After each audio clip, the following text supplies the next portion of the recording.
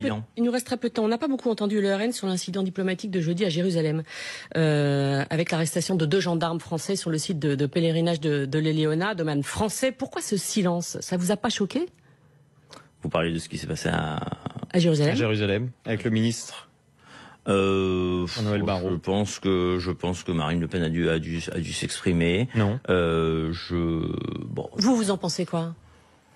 Écoutez, j'ai été plus marqué par ce qui s'est passé à Amsterdam, pour tout vous dire. Voilà. Ça vous choque pas que des policiers israéliens viennent arrêter des policiers français dans un domaine qui appartient à la France? Moi, je considère qu'il faut que la France soit défendue de partout. Je reste plus choqué par ce qui s'est passé. Est-ce qu'il y a une difficulté, disons-le, une partie de Jérusalem? Un pogrom dans une capitale européenne me choque davantage. Maintenant, quand vous mettez 2 événements comme ça, il y a un événement qui est plus important que l'autre. Voilà, c'est clair, c'est net. Il ne s'agissait pas de les comparer, Franck. Ah oui, mais vous me parlez d'un événement, vous ne parlez pas de l'autre. Alors qu'il y a un événement qui est très très important. C'est trop compliqué de critiquer Israël. Amsterdam est un événement diplomatique qui a son importance, mais qui, selon moi, beaucoup moins important. C'est trop compliqué de critiquer Israël sur ce fait-là?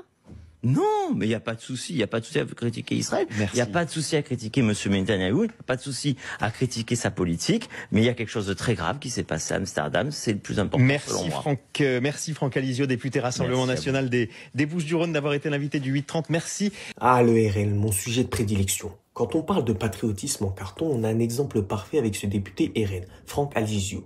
Sa réaction quand il s'agit de défendre les gendarmes français arrêtés en Israël est d'un ridicule absolu.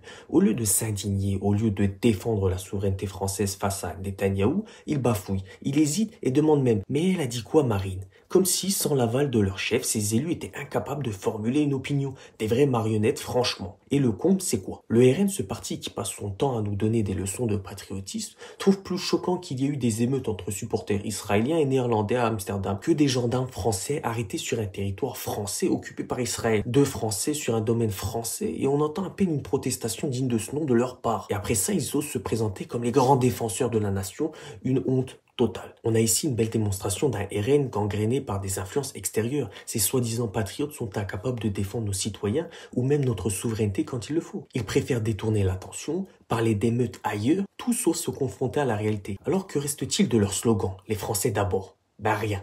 Juste des mots vides de sens. Ce genre d'attitude nous pose une vraie question. Qui défend vraiment la France et ses intérêts aujourd'hui?